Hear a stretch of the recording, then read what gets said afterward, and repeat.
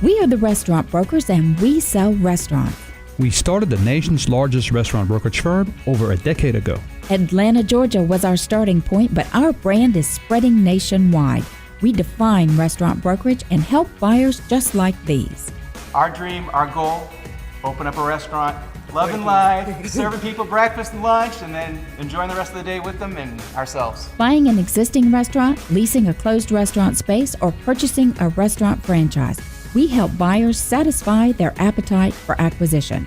I'm part of a husband and wife team with this fella. Working with my wife has been a lot of fun. The ultimate goal for everybody here is to make this work. And because we have different strengths, we bring different angles to the deal. The process begins with our powerhouse website, WeSellRestaurants.com, where buyers sign online confidentiality agreements and browse restaurants for sale. Then we send buyers undercover to check out a restaurant and decide if it's the right one for them.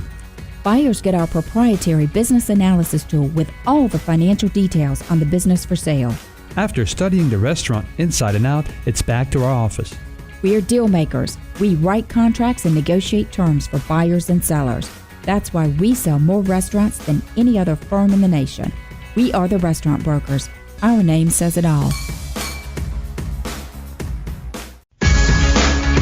I'm Robin Gagnon. And I'm Eric Gagnon, and we sell restaurants. We started the nation's largest restaurant brokerage firm, We Sell Restaurants, over a decade ago. You can find us online at WeSellRestaurants.com. We are also on your radio once a week with the leading authorities in the restaurant business, talking about subjects trending in this industry. Tweet your questions while we're on the air to our Twitter handle. It's @SellRestaurants. Post to our Facebook page, Facebook.com, We Sell Restaurants. And if we don't get to your questions, we'll follow up on social media. Our goal is to satisfy your appetite for acquisition, feed the need for restaurant reality, and serve up a recipe for business success. If you have any ideas or any comments about the show, I'd love to hear from you. Feel free to shoot me an email. My email is Eric, E-R-I-C, @WeSellRestaurants.com. Today, the restaurant brokers are talking to one of the nation's leading hospitality consultants. That's right, they predict new trends in the restaurant industry. Now in its 8th year, Andrew Freeman and his team at AF&Co set the industry standard for anticipating market demand and consumer feedback. We are hearing straight from the source of the 2015 Trend Report, the pleasure principle, the I want what I want when I want it year in food, beverage, and hospitality. Join us as we feature our guest from Andrew Freeman and Company. Yeah, and today to speak about this wonderful report and insight from the Freeman and Company is Amanda Marsella. Amanda hails from Rhode Island, where she was previously vice president of the award-winning JGP Restaurant Group. At JGP, Amanda was a key player in the extraordinary success of the restaurant company, developing marketing and tactical sales plan that integrated social media, digital marketing, print advertising, and public relations. Amanda learned the restaurant industry from her father, a third-generation chef-owner of the family's restaurant. It was there that Amanda first learned and fell in love with the many roles of a restaurateur. She went on to earn her bachelor's degree of science and master's in business management from Johnson & Wales University, specializing in global business leadership, organizational development, and operational management.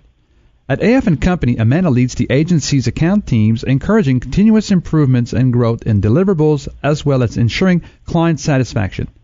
A true people person with a deep love for hospitality, Amanda's many strengths lies in areas of creative leadership, guerrilla marketing, restaurant operation, project management, human resources management, and private events. Amanda, we're so happy to have you on today. Thank you so much. Happy to be here. Okay, so when I look at this report, it's the Bible for the industry, and you're in your 8th year. Tell us, how did it get started exactly? So we do travel a lot for our job, and we're constantly being asked by clients, either clients working with us for marketing and PR support or operational support, as well as concept development on how do I attract more people? How do I stay relevant in the marketplace? How do I continue to build sales in maybe off periods or kind of unrecognized periods? And that's why this started, trying to culminate all of those trends and all of that research and our findings in one place and really push the envelope. From when you're reading an article, maybe in Food and Wine or Saveur or Nation's Restaurant News or maybe you're seeing something on social media these days, or from visiting an actual brick and mortar restaurant, and you're picking up on some interesting menu items or cocktails or even programs.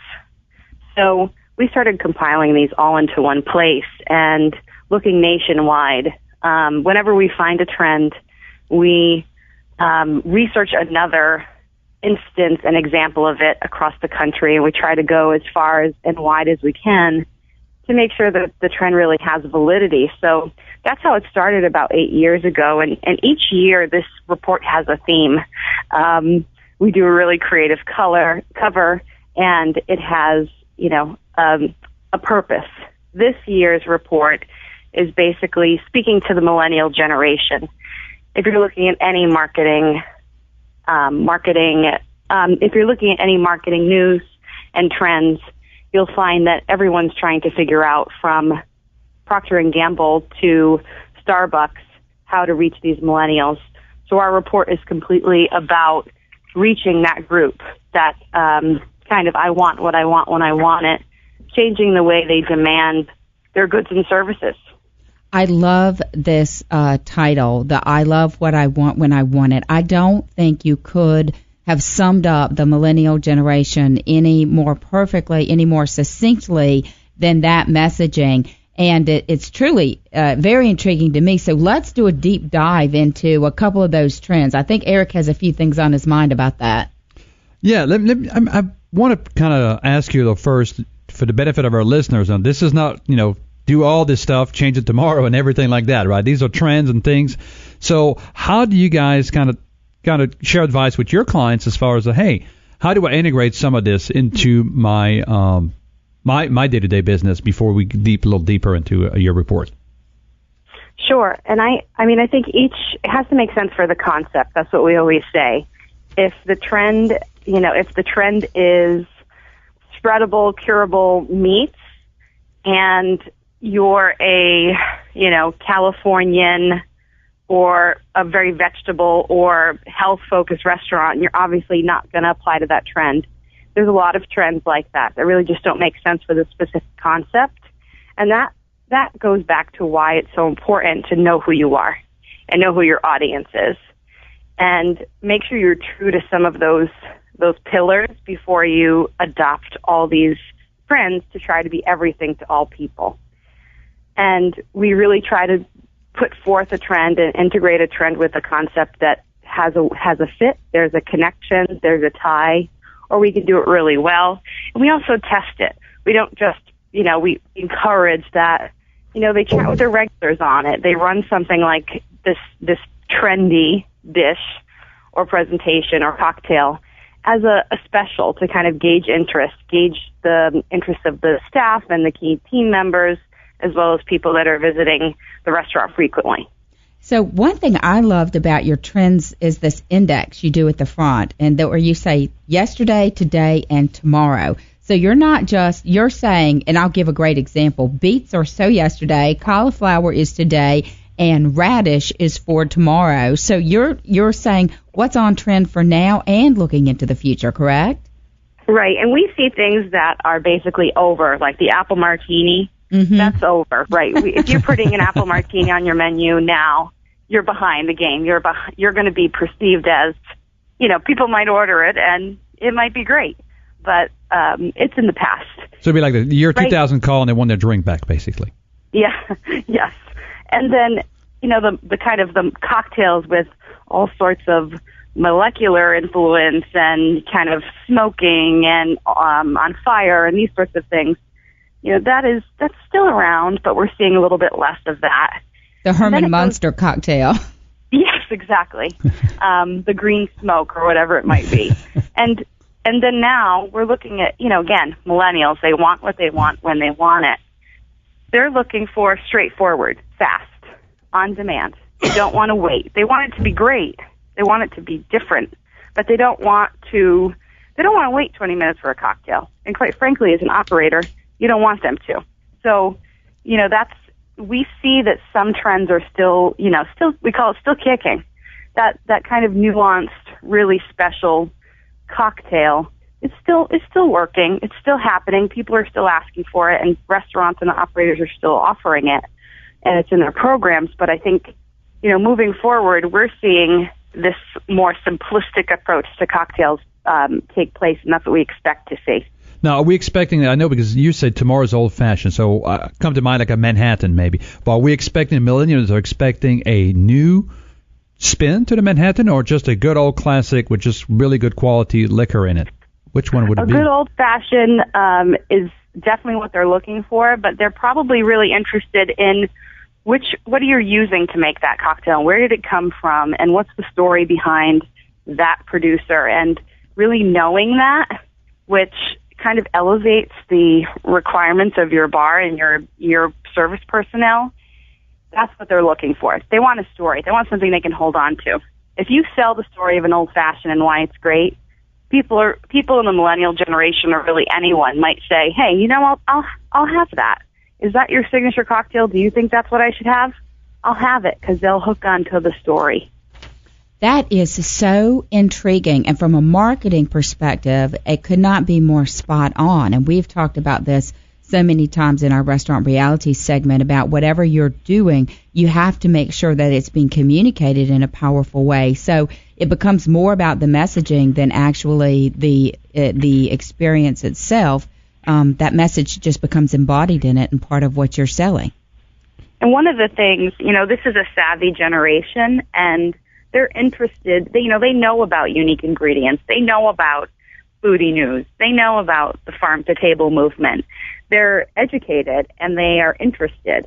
So they're looking for that authentic kind of point of view, that authentic news and explanation to give some insight or something that makes them connect to that restaurant or that bar.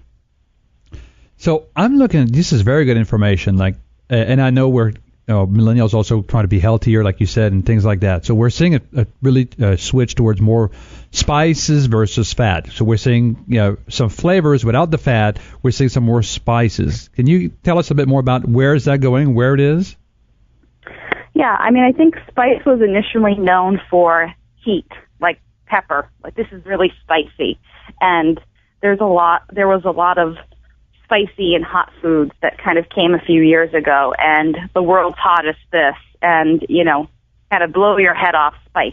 And I do think there's still a market for that, and we still see a lot of that on client menus, but it's more nuanced, new exposure and new spices, and really communicating whether it's more of an Indian spice or Middle Eastern spice, and bringing that into your dishes. There's definitely a awareness of that. A lot of chefs are trying to incorporate it where they're creating balanced dishes. So, not everything is curry-based, but you might notice a nuance of curry in something unexpected, whether it's, a salad dressing, or in some type of savory pancake that they're making, which are really hot this year. So it's applying these spices, new spices from other cuisines, other ethnicities, into this broadening what is American cuisine type of concepts, because we're always pushing the envelope, right? American cuisine is what America is, which is a melting pot of everything. Yep. So really seeing those spices on menus and might not expect them, sitting down and looking at, spice varietals from the first course, second course, even through dessert. We've seen some spices on the dessert menu in spiced, bread puddings and interesting sauces, or, kind of creative chocolates, that sort of thing. So I came out of the apparel industry, and we were all about the trends, and it was a huge focus of the business, and we knew exactly how that would drive sales and build the business. So tell us a little bit about, for those old school restaurateurs sitting out there going, oh, it's nice to know, but what does this really mean to me? Tell them, how can staying ahead of these culinary trends really help a restaurant today build their business and their sales? Absolutely. This is a great question, because when you know who you are and you've been doing something for a long time, it's like anything else. It's really hard to change that. But it's good to, I'd ask where you get your foodie and your news, your restaurant news. If you're looking at your local paper or your monthly glossy magazine in your state, or even Food and Wine, you should be noticing, and you probably are noticing, the people that are getting featured and covered. A lot of those people are doing something on trend. Mm-hmm. So to stay relevant, to stay interesting to the media, let's just start with the media. You have to stay relevant, and you have to do something maybe a little different. You have to keep pushing the envelope. Writers don't want to cover what's already been done and you've been doing for 15 years. Sure, there's some stories that cover that and talk about kind of the age of that restaurant and how they've stood the test of time. But those are few and far between. In reality, they're reporting on news. And to stay relevant in that news and get covered by the media, you'll see a lot of these trends come up. You'll also see people with specific and clear viewpoints, not restaurants that really don't have their act together or aren't really sure who they are. They don't really get covered too much. So that's the media. As far as customers and consumers, you're reaching new audiences through social media now that you might not have really paid a great amount of attention to before. But right now, millennials, search your social media page. They're looking at OpenTable. They're looking at Google. They're looking at Yelp before they even decide to come there. They're looking at images, and they're just kind of deciding whether this restaurant or bar is worth the trip and why they should go there versus someone else. So if you don't have something eye-catching or thought-provoking to them, or something that says, that's really cool, I want to go there, there's so much competition. There really is. I mean, we see this in San Francisco. You can check on your phone on Yelp what's around me, and there's 8 pages of recommendations, right? Right. So, or you're looking at Foursquare, or you're looking on your Facebook page, and the interesting, more new or thought-provoking content is what kind of drives that connection. Says, you know what? I'm going to try that restaurant. They had this amazing dish that they showed. They showed the chef at the farm, with the farmer. I think they were just there. I saw them foraging mushrooms. This is so cool. Let's go to that restaurant. So it's part of kind of staying relevant to that audience of people that get all this information all the time, all these messages, thousands and thousands of messages a day. What's going to make you stand out? That's really good advice. We believe in part of your report talk about passion, and one thing we are passionate about the restaurant industry. Robin and I are. Our entire team is. Obviously, you guys are. With this report and what you do on a day-to-day. Do you think that now, like in your report, you mentioned chef and owners are really just following more their passion than just some kind of strict rules or some kind of phrase? So do you think the new trends are coming because of their new passions are becoming trends, or they're just following the trend and adapting their passions to it? I think they're finding out. I think we're always on this journey, especially chefs and really creative people, of how they can continue to grow. And that's what I really love about this industry. Chefs and restaurateurs they have so much access to change, and they have so much access to creativity. And I feel that chefs they take it all in. They're always looking at the next best thing, and they're always trying to figure out, and sometimes this is hard to manage as well, how do we do something different? I saw this really amazing presentation of, let's say, a pork dish in New York, and I'm in San Francisco, or I'm in Minnesota, let's say. I want to serve something like that. I want to be inspired by that. So I feel like they get inspired, and they know this is their passion. They know they're in it to be in it forever. They know they love what they do. And then they say, all right, if I could do anything I wanted, if I could have a menu that was my menu, my vision, my concept, what would it be? And this is where these restaurants are popping up, and these chefs are kind of starting something on their own, or doing something on a smaller scale, or something we don't expect, like a new concept we're not thinking they would even be interested in opening. But that's part of their kind of endless growth. So another piece of this report talks about, when you talk about specific restaurant trends outside of the passion, is sort of the rise of the small city. And you really touch on something. As restaurant brokers, we help folks find locations. And for years we've said the rents that you pay in what we call the NFL cities are so much greater that you can go to that next tier down city and just pay virtually nothing for your cost of capital to acquire or your fixed overhead costs and rent. And so I was very intrigued to see where your report says, forget New York City and Los Angeles, think Asheville, Oakland, and San Antonio. Could not be more on point in our thinking, particularly as rents rise. Was that part of the conversation, is that vacancy rates in the cities are so high or so low now and they're driving costs up? Absolutely. I mean, in San Francisco, the rent is through the roof. Property value is through the roof. So, you want to open up a restaurant where you're already really fighting for all the profits you're going to get. It's much easier for you to operate where you have a more reasonable rent structure or a lease, or you've purchased a building. So, absolutely. And it gives new owners or new restaurateurs a real opportunity where they might really struggle and ultimately not be able to do their project or open their new restaurant in a San Francisco or in LA or in New York and make it, because it is that competitive. But in Minnesota, in San Antonio, in Oakland, that's a place where they can afford and therefore do more of what they love and really give it a solid chance. And I think it can combine with the other trend that you talked about, which is to just serve your passion. Because if your overhead and your fixed costs are lower, then you can afford to be much more creative because you don't have to cover that big giant nut every single It's that month. much easier. You can also it changes what you price and how you price what you're serving. And it can really open up doors to new customers and actually more repeat customers, because you're not looking to say, I have to sell this steak at $40. At the end of the day, this steak has to go on the menu at $40. Well, we all know there's only so many people who want to have $40 steaks once a week, Correct. Right? And so we're speaking. So they have that opportunity when they have less of that overhead, less of that stress. They can say, what's the best price I can sell this steak for, and how can I make people come to my restaurant wherever I am once a week, twice a month?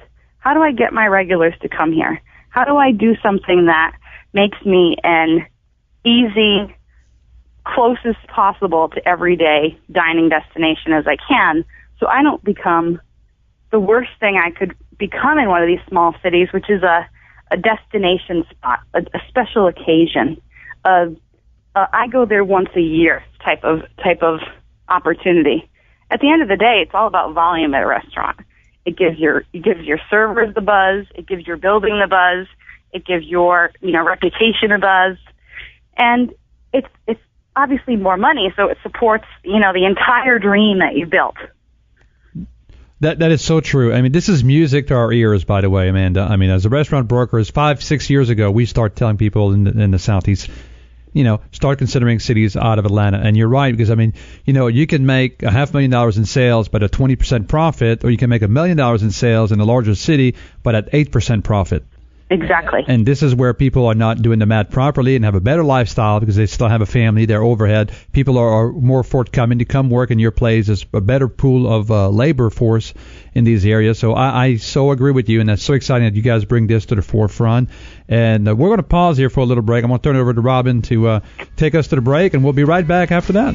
Yeah, this is a great conversation. We are talking with the folks that author the very important trend report for the industry we all rely on this year, Food Trends 2015. I want what I want when I want it. Stay tuned. We'll be right back after this quick commercial timeout.